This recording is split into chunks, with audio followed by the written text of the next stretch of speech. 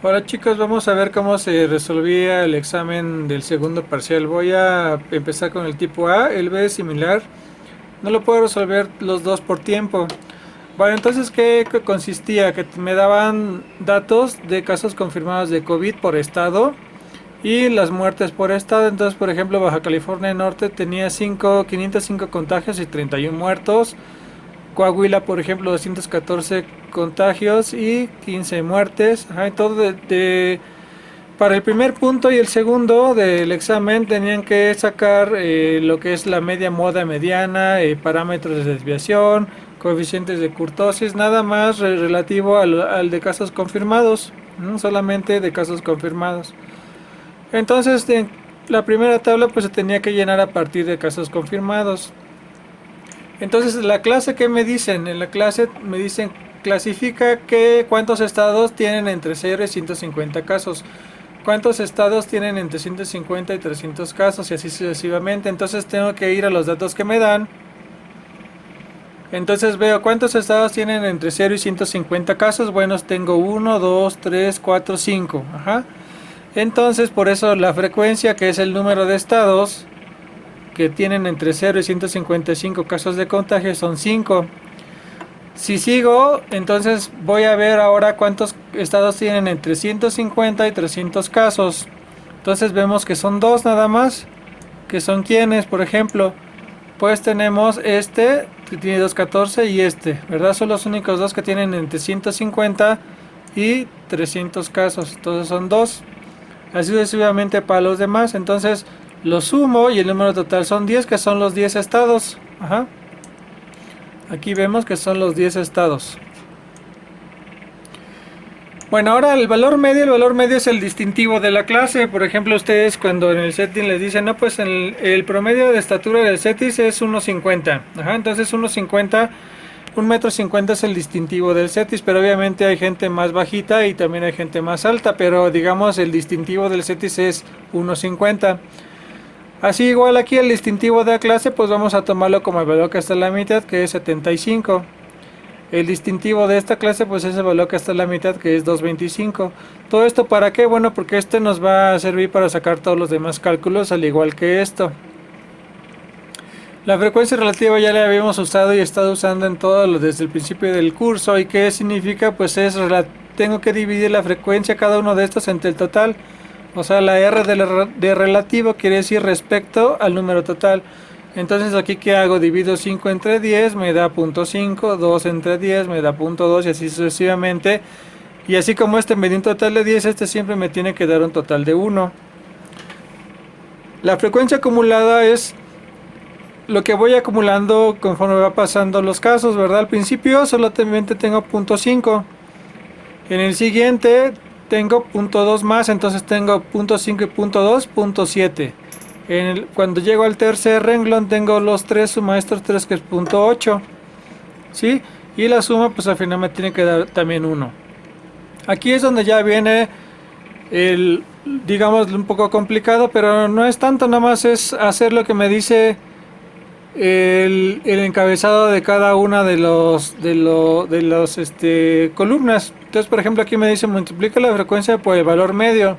Entonces tengo que multiplicar 5 por 75 y me da esto. Luego 2 por 225 me da esto. Y así sucesivamente. Y después lo sumo. Ajá, lo sumo, por eso está este recuadro para que lo sumen. Entonces si sumo esto me da esto, ¿sí? Igual aquí me dice el valor medio, le restas la media. Entonces quiere decir que el valor medio, que es este, le tengo que restar la media, que ya la calculé aquí. La media pues ya habíamos visto, ¿verdad? Que es el total, que es este número entre la n. Y eso lo vimos en la fórmula. Aquí, por ejemplo, aquí está. Dice la suma de esa columna la divides entre el número total. Entonces, ¿quién es la suma de esa columna? Pues aquí lo sumé, que es este entre 10 y se den cuenta que es 240.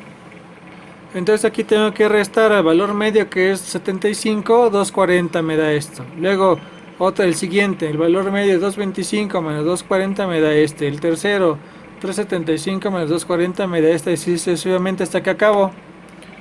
De igual manera aquí. Ahora aquí me dicen la resta, esta resta, ahora la elevas al cuadrado, entonces ya la hice aquí, ¿verdad? Entonces quiere decir que este 165 menos 165 lo tengo que elevar al cuadrado, entonces me da 27.225, igual aquí. El menos 15 ahora lo tengo que elevar al cuadrado, entonces me da 225. De igual manera aquí, ahora esta resta, la misma resta de aquí, ahora elévala al cubo, entonces tengo que elevar al cubo esto, menos 165 al cubo.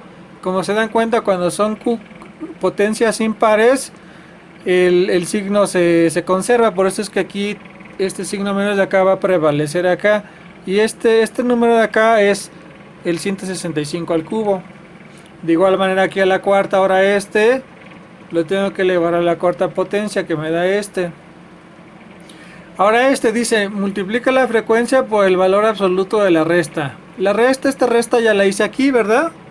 Pero ¿qué significan las barras? Pues es el valor absoluto, quiere decir los que son números negativos los tengo que volver positivos. Entonces aquí tengo que multiplicar la frecuencia, en este caso es 5, por 165 sin el signo, me va a dar esto.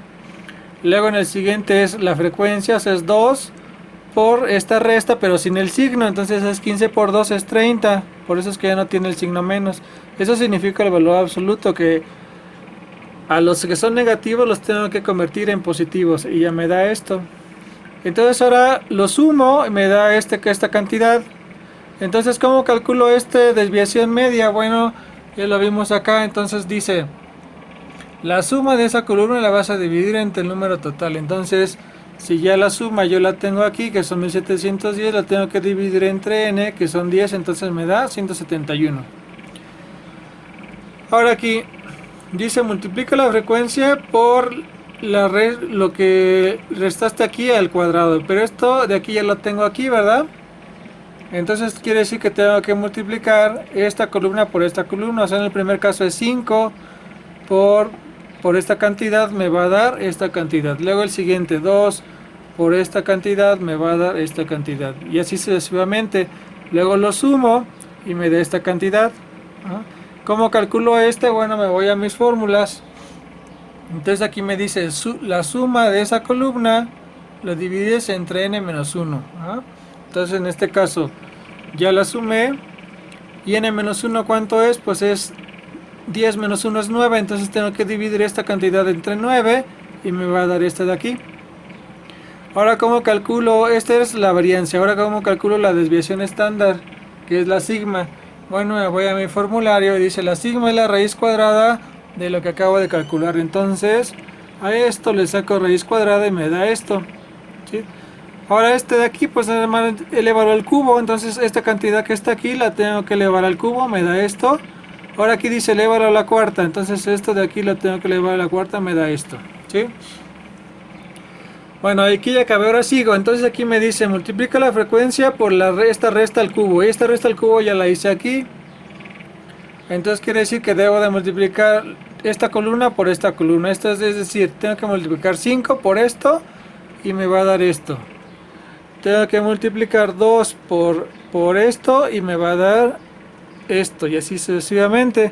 Luego lo sumo y me da esta cantidad. De igual manera con esto, ¿verdad? Aquí se multiplica la frecuencia por esta resta a la cuarta. Esta resta a la cuarta ya la hice acá, entonces quiere decir que multiplico 5 por me va a dar el primero. Ahora 2 por me va a dar el segundo. Así sucesivamente, y luego lo sumo y me da esta cantidad. ¿Para qué me va a servir esa cantidad? Bueno, esa cantidad me va a servir para calcular tanto los coeficientes los de kurtosis, ¿verdad? Como los de aplanamiento, que son todos estos de acá, que ya los vimos en la tarea 1. Entonces, por ejemplo, ¿cómo calculo Me dice, la suma de esa columna la divido entre n por sigma al cubo. Quiere decir que esta suma que está acá, que es lo que está arriba de esto, lo debo dividir entre n, que es 10, por sigma cúbica, que ya la calculé aquí. ¿Sí? Entonces divido lo divido entre por y me va a dar el resultado de este coeficiente de acá. Ahora el coeficiente de kurtosis me dice, la columna donde está esto y la sumaste, la vas a dividir entre n por sigma a la cuarta y luego le vas a restar 3. ¿Qué quiere decir? Que esta suma que está aquí es la suma de esto, que es exactamente lo que está arriba de esto. Lo voy a dividir entre 10, que es la n, multiplicada por sigma a la cuarta, que es este. Entonces divido este, lo voy a dividir entre la multiplicación de este por este. A eso obviamente lo tengo que meter a la calculadora con cuidado y después le resto 3 y me va a dar el número este, ¿sí? Con este, si ustedes lo meten en la calculadora y lo hacen bien, les tiene que dar esta cantidad que es 0.83 y esto que es menos 0.92, ¿sí? Entonces, si se acuerdan de la solución de la tarea 1, que la tengo por acá, aquí la tarea 1 les iba yo guiando lo mismo que les estoy diciendo paso por paso. Aquí, por ejemplo, calculé el coeficiente de kurtosis, aquí calculé el de asimetría, entonces aquí los voy guiando, ¿sí? Entonces ustedes usando también la solución de la tarea 1 pueden sacar lo mismo. Entonces aquí les dice, por ejemplo, si esto les da positivo, quiere decir que va a ser la simetría positiva a la derecha, quiere decir que van a tener esta simetría, esta colita la van a tener a la derecha y que su histograma les va a salir de este estilo. Si por ejemplo el coeficiente este es negativo, les quiere decir que esto va a estar aplanado. Sí, aplanado con respecto a qué. Bueno, ¿se acuerdan que era una pregunta teórica del examen? Que alguien me la preguntó por ahí. Entonces dice, es la pregunta 10 y les respondía, ¿verdad? Que todo se comparaba a partir de la distribución gaussiana. La distribución gaussiana tenía como coeficiente 0, entonces si ustedes visualmente veían una distribución gaussiana y la comparaban con la suya, si la suya estaba más aplanada que la gaussiana, significaba que estaba plana, y eso es lo que les dice este coeficiente de kurtosis, ¿sí? Bueno, entonces